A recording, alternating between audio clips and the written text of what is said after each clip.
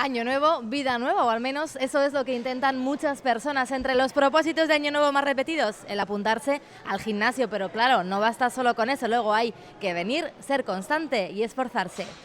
Los perfiles están muy marcados y bueno, pues hay quien inicialmente empieza con muchas ganas, intenta el primer día, los 2 primeros días, la primera semana darlo todo y de repente sus agujetas y bueno, pues los daños colaterales aparecen y no vuelven a aparecer por el gimnasio nunca más o hasta el año siguiente, y luego hay gente que se lo toma con un método que es lo que yo recomiendo, ir poco a poco, progresivamente y bueno, pues poco a poco consiguiendo volver a la normalidad. Y de esos que vuelven a la normalidad hay muchos que continúan durante toda la temporada, ¿no? Sí que es cierto que en el mes de mayo-junio la gente empieza a mirar un poco hacia afuera. En Pamplona, cuando vuelve a salir el sol, nos apetece disfrutar de él, que no es muy habitual.